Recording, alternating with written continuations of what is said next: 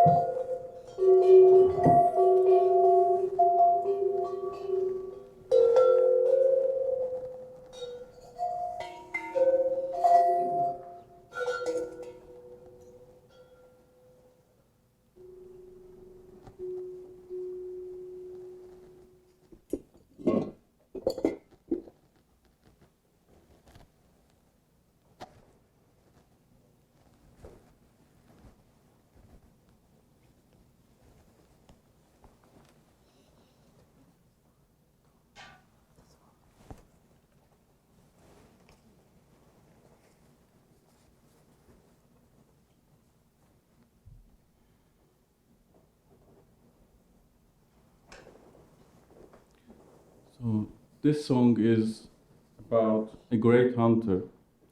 So he discovers a cave, and in cave he meets with a great spirit. And because his destiny is beyond being a great hunter, that spirit takes him and give him and teaches him many skills. So, but it took many, many years. So after he woke up, he found an instrument in that cave. And then when he arrived back his town, back his village, he realized that his family lost after many years. So actually he time traveled somehow. And after, when he understood that the first knew, then he tries to share with the people his thoughts, and then he wrote this song about his family, about his loss.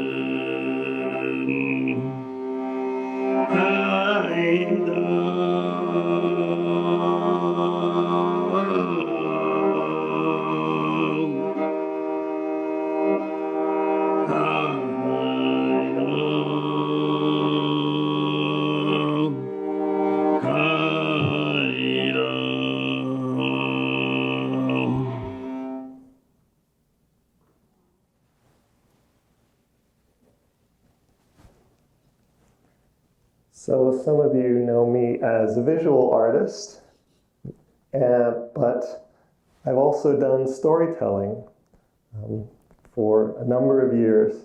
And one of the groups I've done storytelling with is Artship since 2006.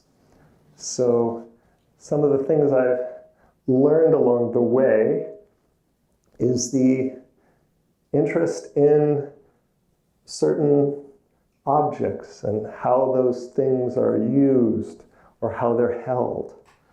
And the atmosphere of textiles is another element that plays into the performances. And so I'm going to tell you a story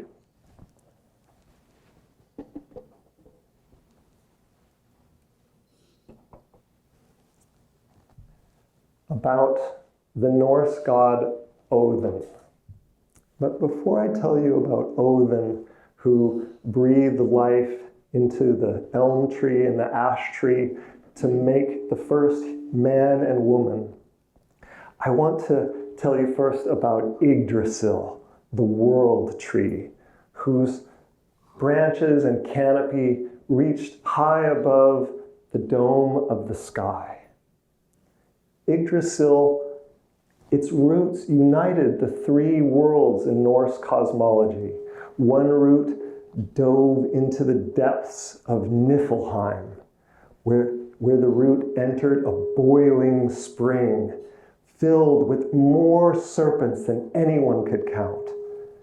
And the greatest of these serpents was called Nidhogg, and Nidhogger gnawed at the root of this tree. Another root went up into the heavenly realm, Asgard, and there the root went into another well, a spring called Earth's well, Urðarbrunnar, And this spring was protected by Earth, whose name means fate. And she was one of the three Norns who carved the fates of humans and gods. The third root of Yggdrasil went into Jotunheim, the land of the giants. And there the root drank from a magical spring called Mimersbrunner, which is Mimer's well. And Mimer was Odin's uncle. And because he drank from this spring every morning, he became wiser than any being, dwarf, giant, human, or god. Now, Odin loved knowledge and wisdom.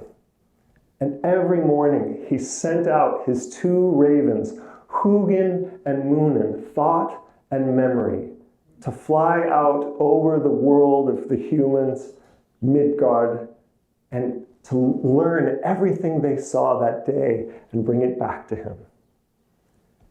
And that evening, Odin would sit at his table, presiding over the great feast of the slain at Valhalla in Asgard.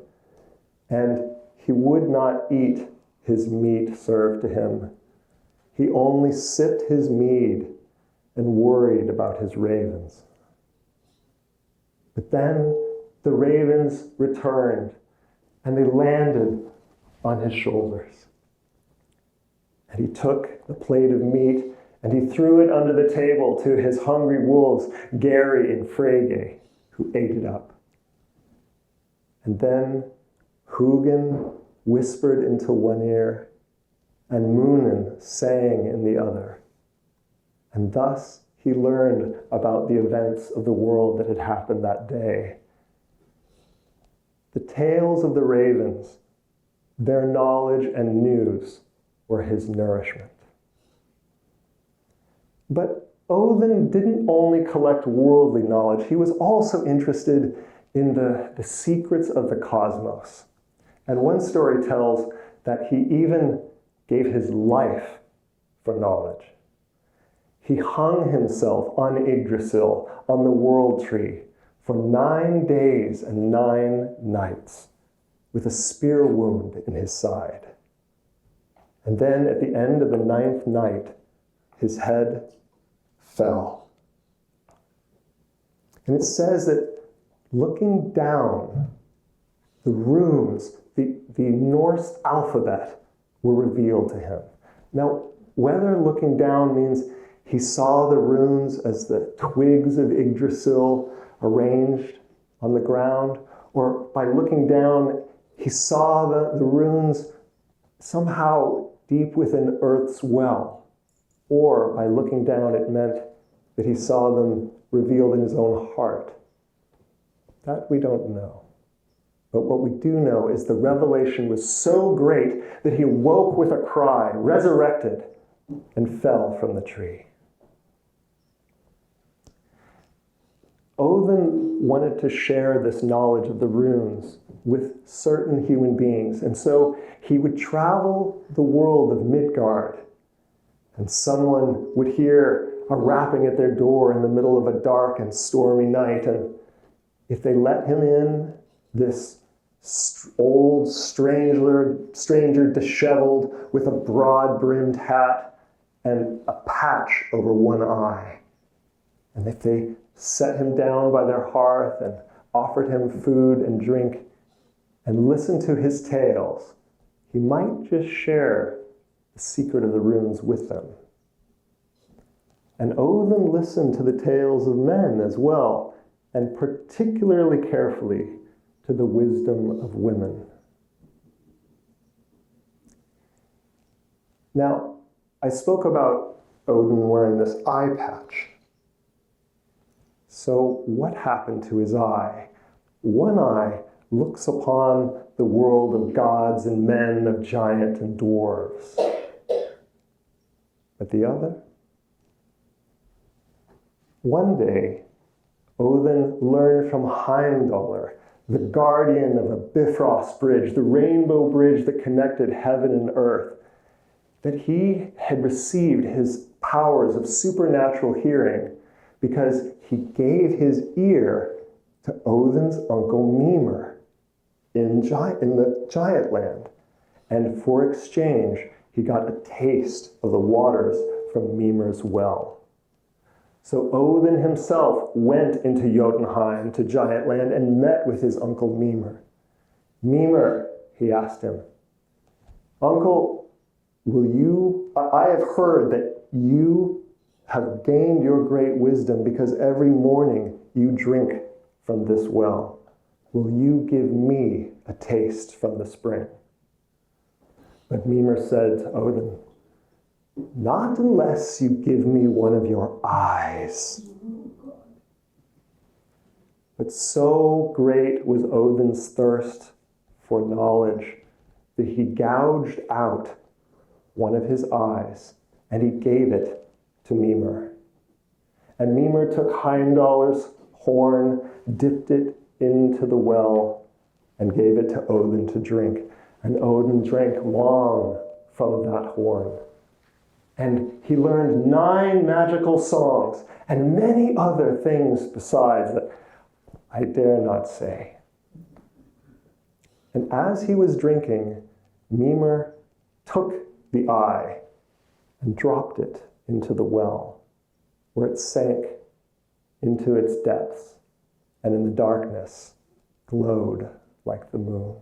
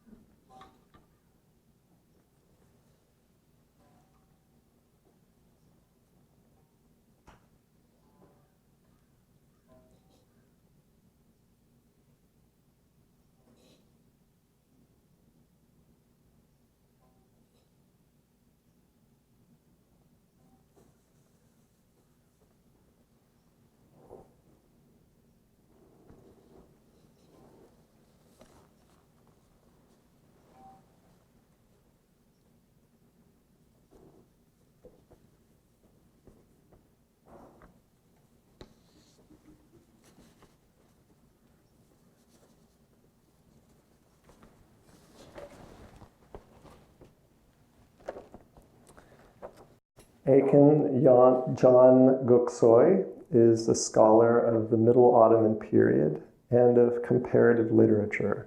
He is also a published novelist and oral storyteller. And I wanted to tell you that the two of the performers join us tonight from Istanbul, and there in Istanbul, Artship has collaborated with the Halka Art Project, who brings timeless themes into contemporary art practice.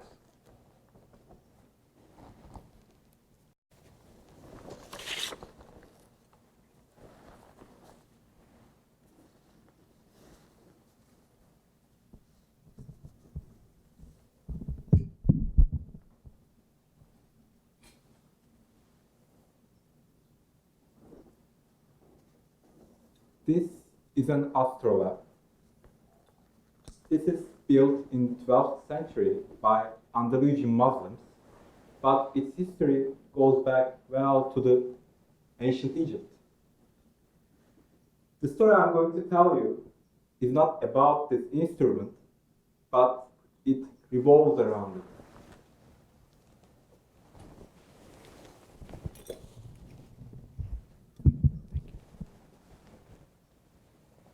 When we are asked about the color of the sea, we say it's blue. However, it embraces many colors and various shades. For example, sometimes it's pitch black, like the day that our story starts. Or sometimes it's green, as the color of the eyes of our protagonists. That pitch black night, our protagonists went to a house where he found this bag. He shaked it and thought that there must be some gold or maybe jewels inside, and he was right.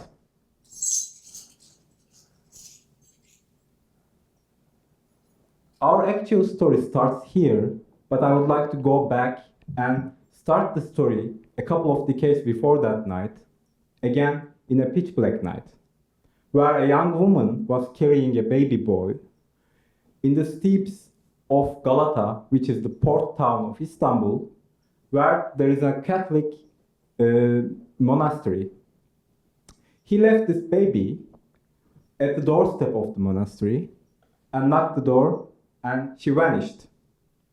Then priests found this baby boy with a note. In the note, it reads, "This baby boy's name is Kara Rüzgar, which literally means black wind, and his father is a famous seaman from the north part of the Black Sea." Kara, black, in Turkish also signifies the direction north. So she gave her son the name Kara Rüzgar, black wind. Priests took the boy and they embraced him and they started to educate him. But this boy was always quick to absorb any piece of information he was fed. So some ambitious young priest noticed him and took him under his wing. They were studying many languages and many sciences there. They were reading Latin, Greek, they were studying geometry, maths. They were studying also Eastern languages like Arabic, Persian.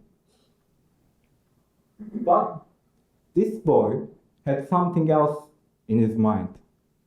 Every lesson he was watching from a window, the port, coming and going ships, people joking, the seamen joking with each other, talking, cheering. So he always had this, urge to fly. So he thought maybe when he was 16 or 17, he thought maybe this is not the place for him. So he should have gone to the seas. So did he, and escaped one night and jumped off the first ship he can find and sailed away. But as I told you, he's just quick boy he's wise a little bit. So he get the hang of it in no time, and he became a first mate and became a boatswain, and then he became a captain in his early 20s.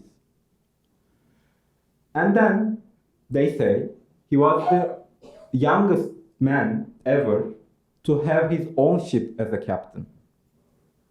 As a captain with his crew, he was sailing around all Mediterranean and doing jobs for different navies, Venetians, Spanish, Ottomans, and other Italian navies, or sometimes accompanying cargo ships or being a cargo ship by themselves. But he always thought that he should go to Black Sea to find about his father. But Black Sea was not a place where there were so many jobs, works there. But one time, they heard that there was a town on the north shores of Black Sea, within the jurisdiction of Ottoman Empire, and they rebelled against the Ottomans. So Ottomans didn't bother sending a whole navy to this town, so they hired this young captain, Kara Rüzgar, and sent him to the north. He was more than happy because this time, for the first time in his life, he will be able to go to the Black Sea and ask about his father. So did they, and they sailed to the seas of the Black Sea. On the coasts of the Black Sea, they stopped by, and this Kara Rüzgar asked about his father. And for the first time in his life, he actually met with people who actually knew his father. And one port town, he met this guy who set sail with his father, and he told stories, like heroic stories about his father. He was really happy about it, to hear that his father was a heroic captain, but then he learned something disturbing, that this guy told him that his father was dead already. He didn't know what to do or what to say, just go to his ship and ordered his men to set sail for their final destination, this town, rebellious town. They did go there, and there he ordered his men to be mean. So his men attacked this town mercilessly, and these people living in this town ran away to the hills. So it was almost like a ghost town when he stepped on the land, and he walked towards war cry and burning houses. He saw that particular door, and he just went directly to it, opened it, entered it, and saw this bag. He took this bag back to his room in the ship, and he found out that there was more than gold and money and jewels inside. He saw that there are instruments like astrolabe, and also there are books written in languages that he knew or he didn't. And also there are maps, all kinds of scientific instruments of that time. And he thought that maybe he could improve his skills by reading these books, learning the science of these instruments. But he felt challenged because he was the bravest captain known in the Mediterranean. So he never felt challenged before because he was there always to get what he wanted. But this time, when he encountered with these instruments and books and maps, he was not able to read. He felt challenged. So he closed himself, confined himself to his room, and spent days and weeks trying to learn these languages, trying to learn these instruments. While learning these new things, he became a better captain actually. Now he can find out about the weather, he can draw better routes, he can even guess the time of solar eclipse, for example. But while becoming a better captain, he lost his interest in being a captain after encountering this knowledge. His fame as a brave young captain in Mediterranean followed him through the Black Sea, where he was known as a famous wise man. A governor in the southern part of the Ottoman Empire heard about him and sent for him, and this governor offered him this position as a court advisor. So, because he lost his interest in being a captain, he accepted it and he went there and became a court advisor. He improved the library of the court. He bought new devices, new books. He learned many, many languages for 10, 20 years. And he became the wisest man known in the eastern part, at least in the eastern part of the Mediterranean. But after a while, because he was the wisest man, after a while he became dissatisfied with his life because he was able to measure every nature event. He can say that this day there will be a lunar eclipse and it happens.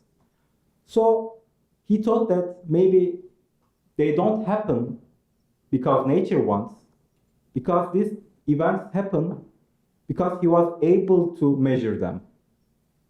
So he thought that it would be his time to make his name as a more important person, not as a person who is under a governor's command. He thought that about this bag because he thought that there was some maps that he wasn't able to read like 20 years ago. So he went to his bag and found this maps. And one particular map drew his interest because in this map there is a mention of an island which is roughly translated to Isle of Gold, and he thought that maybe he could convince the governor to send the ship there, and maybe he became rich and owned his own palace. He went to the governor and showed this map and told him about this Isle of Gold. The governor was quick to accept, and he gave him one of his ships on the condition that he would share the half of what he could find there. So he accepted it. After more than 20 years, he became a captain again. They start with his crew, they start to move towards south, and it took days and days. Every day, early in the morning, and also every night, he took his astrolabe to measure the route, to draw the route by looking the North Star. While they're moving to south, it gets hotter and hotter. So he thought that they are on the right route, because in the books that he read, it says that if you go south, it would get hot. But after a while, something unexpected happened, that he was not able to find the northern star. And then one day, they saw a storm, and he tried to avoid it, but they didn't, so they entered and passed through the storm, and it caused damage to the ship. Then the crew started to talk with each other that this maybe captain is going, maybe he might lost it. He closed himself to his cabin in the ship, and he stopped talking with anyone, because once he thought that he was almost a god, now he was not able to do anything. So the ship crew rebelled, and they confined him in his room and took away the key. What the captain didn't know is that they passed the equator to the southern hemisphere, where you are not able to see the northern star, and the directions of storms changed. So, but there are some couple of crew that still believe in this captain who showed his magical skills, they one night, with the hope of finding the Isle of Gold, they one night find the keys to the rooms, and by using the key to his room, they took him out and they escaped by the lifeboat of the ship. Captain was still in almost an existential crisis, and he wasn't speaking to anyone, but they were going without knowing where. They were just drifting around in the high waters, high seas. This crew tried to find a place to go, but they couldn't. So they went towards where the sun sets, and then when they were out of water and supplies, they thought they were going to die. But then something again unexpected happens, and they saw a piece of land. They tried to row with their last breath, but they couldn't. A couple of minutes later, they saw there's two boats coming towards them. The inhabitants of this island were bringing food and water to them. These natives of this island took them to their island and took care of them. Because they are so hospitable people, they gave them the best place in the island on a hill near their sanctuary. So they started to recuperate, but this man, this Kararüzgar, our captain, still was not able to overcome his crisis. While they are in recuperation, because the island is so small, a big earthquake, covered the island with waves, and people died. Some trees fell, some houses were destroyed. But after everything passed, after the disasters, because nothing happened to them, because they were uphill, these people, crew and the captain, with an instinct they don't know, started to walk down through the village center, and they saw the villagers were doing the same. Just like every baby holds on with its own weight to an adult's finger, the survivors of a disaster come together and form a human bond. It's an instinct. So they, without speaking to each other, they gather around in this village center and start to do anything possible to make this island livable again.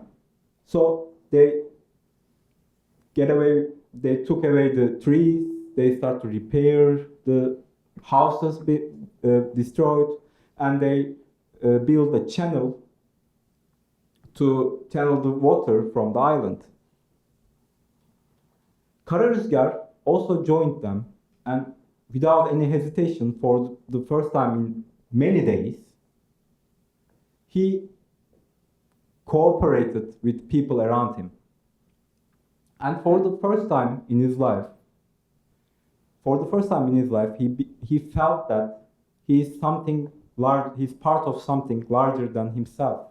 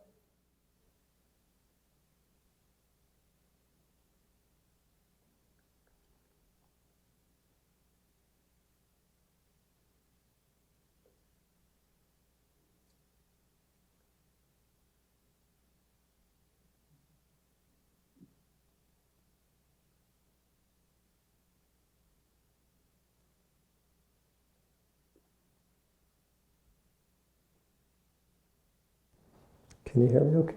Yeah. On the day that the boy, Martin, became a man, he had a dream. And in his dream, he met his sister between her bedroom and his in the hallway. And she grabbed him and said, "The situation is getting worse. The witch is becoming a spider." So Martin prepared himself and he walked down the hall and he walked into the kitchen where he saw his mother, where she normally was, working at her desk. But unlike her mother normally was, she was bald. And nearby, between Martin and him, at the place where he normally sat for breakfast and dinner, was a wig of serpents. And Martin knew in his dream that if his mother put that wig on her head, that Martin would be turned to stone. So Martin grabbed the wig before she could get it, but then she grabbed it too, and they fought over it. And she brought it closer and closer to her head, and Martin pulled and pulled, and then she sank her teeth into his finger and bit down until her teeth hit the bone. But Martin refused to let go, and he wrenched the wig away from her, and he turned to the right. And as he did that, Martin's dream changed. Instead of a kitchen, he was now in a deep, rich forest. And all of the snakes in the wig unraveled and slithered away into the woods. And then the dream changed again. And Martin was sitting in an audience, and there was a curtain call happening on stage. And in front of the curtain were lined boys, from the oldest and tallest all the way down to the youngest and smallest, who was about 4 years old. And all of the boys were wearing a cloak, and all of them held a snake. And the oldest and tallest boy pulled back the hood of his cloak as the audience clapped for the curtain call. And then the next boy pulled back his cloak, and then the next, and the next, all the way down the line until it came to that youngest, smallest 4-year-old boy. And after he pulled back his cloak, after he pulled back his hood, he pulled back the hood on his snake and revealed that the snake had a beard. The bearded snake was revered in the ancient Mediterranean world, particularly around Delphi, where the Pythoness, or Pythia, the priestess who worked with the Omphalos, the oracle at Delphi, where she connected inwardly with the image of the bearded snake, the genius loci, the spirit of the place, the protector of the place. And she used that image of the snake to connect with the history of all the wisdom of the Sibyls who had come before her.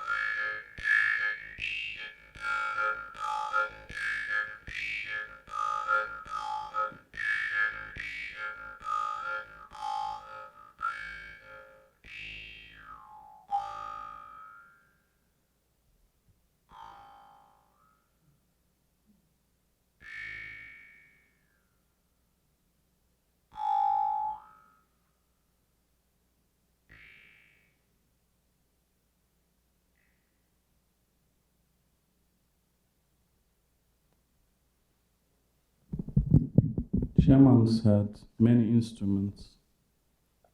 They used their instruments for tuning, for concentrating, but especially they used their instrument for observe their patients.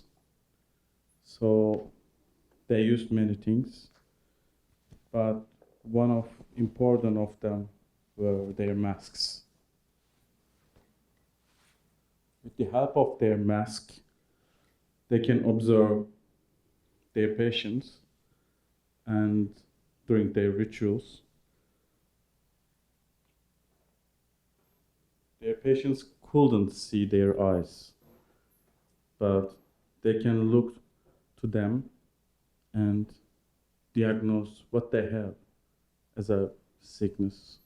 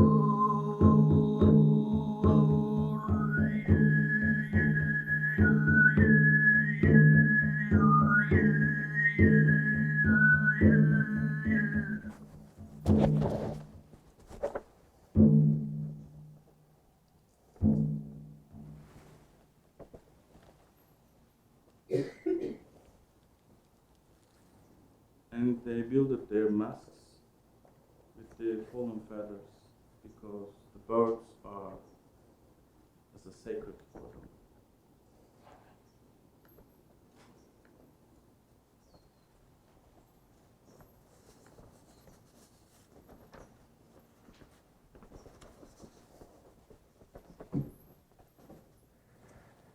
Kristen Rulifson is an independent choreographer and a teacher of a number of contemporary dance techniques with special commitment to urban youth.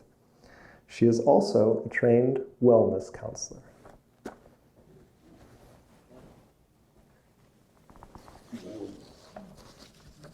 Well.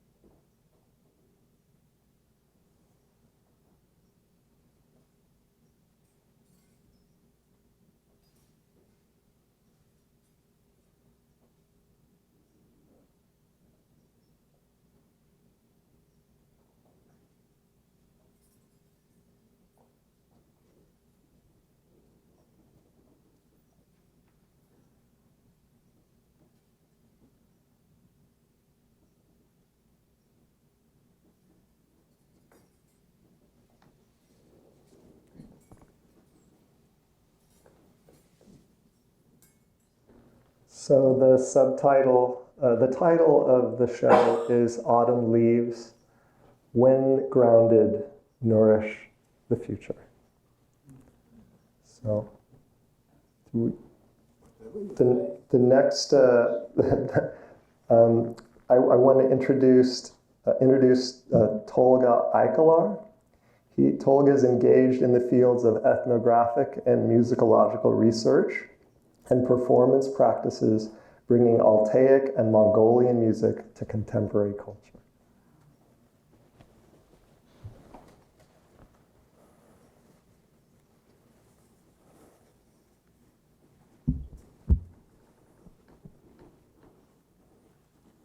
Thousands years ago, when women and men hunting together, there was a cold girl, Aya, who was attempted for her first hunt. She was only 9 years old. Before she was born, the ancestors of her father seen him in his dream, and they called him, "You should take care of this girl. You should raise her as a hunter and as a special person." He didn't understood it, but he followed the rules of the ancestors.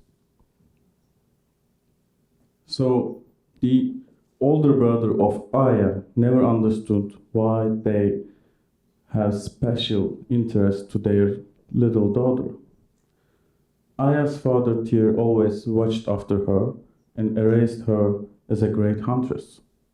So at 9 years old, she was a great huntress. But before her first hunt, she didn't have that name as a huntress.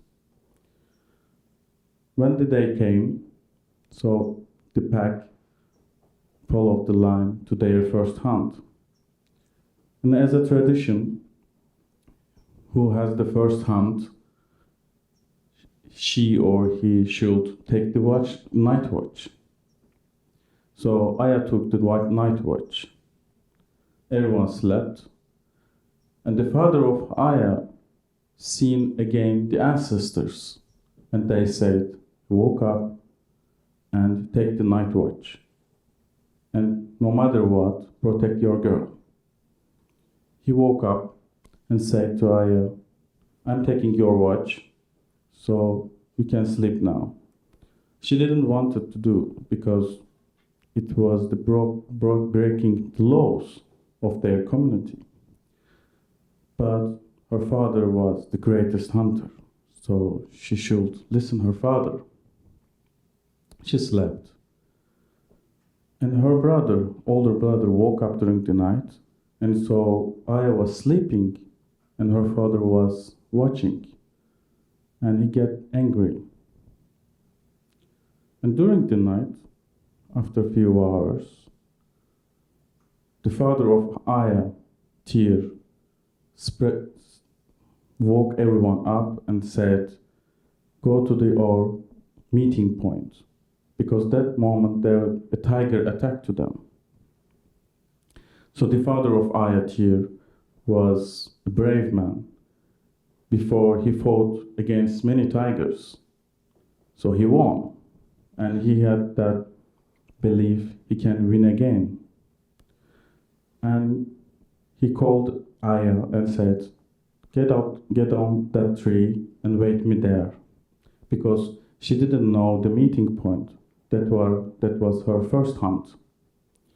Everyone left, and Aya get on that tree, and the father fought well, but this time the tiger won.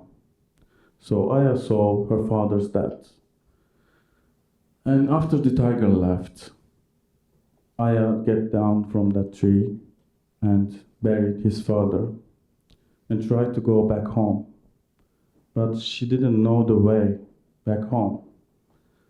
She tried to do things which her father and her mother taught her. And in 1 week, she approached his village back. But when she arrived her village, the people didn't accept her warmly, because the older brother or Aya have seen that Aya was sleeping, and that's why she couldn't alarm the community, and that's why their father died. So, because everyone believed that the greatest hunter of that village died because Aya was so respectful to their traditions, unrespectful for their traditions.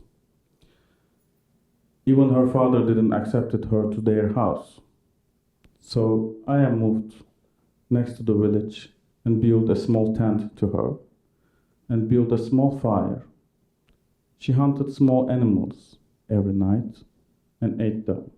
She heard every night that everyone's gathering around the big fire of village and telling each other their hunting stories and singing songs. And she grew up her father's stories. So she started to tell to the fire her stories, what she done during the day. And after many nights, she started to see her father in the fire, in her fire. And after months, she started to speak with her father's voice. So the people ignored her many, many months. But she survived. And one night, a dog came to her, and which was a small dog when I was baby. And the dog's owner passed away, and I saw that the dog was hurt by a villager. So she took care of her dog, that dog, and the dog became her follower. And everyone, the dog joined to her and listened to her stories. One night, the elder of that village saw and listened what I was telling to the fire. And he realized she was telling stories that only her father can know. Because the elder was listening her father's stories when he was alive, and through his stories, he was communicating with the villagers. So he get the news through Aya's father's stories. And he continued to watch Aya every night. And he realized that she is a very special person and will become a great person. And then he understood that that was the destiny of her, and that her father sacrificed himself for a greater destiny for Aya's future. And after that night, the rumor spread, and night after night, the people joined Aya's fire and listened to her stories.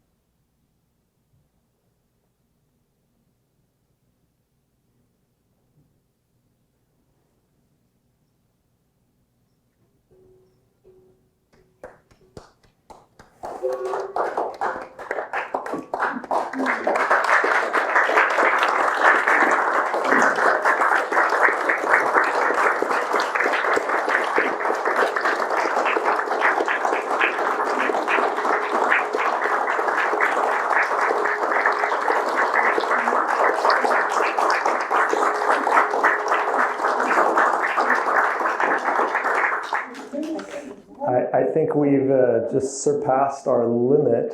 So, Peter, you'll have to advise here. Yes. Well, thank you very much. I have never seen anything like that in a friend's house before.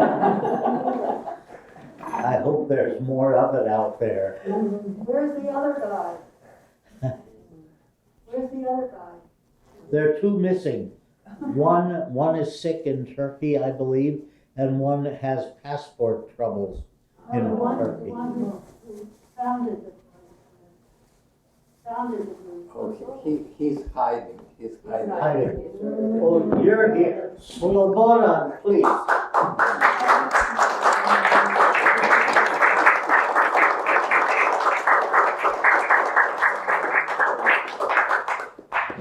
You stand up. Okay, I'll stand up. Are you? Well, anyway, thank you very much. Because really, you are the audience which would understand something like this. Hold it out like an ice cream. Like an ice cream, I see. Oh, sole mio, I see. Well, in the noisy, overstimulated world, which derogates anything which is ancient, we have been a kind of lonely voice for last 40 years and before, against all odds. And it's very, very exciting that we actually have survived. And Carrie and I were the founders of this, and with few other people.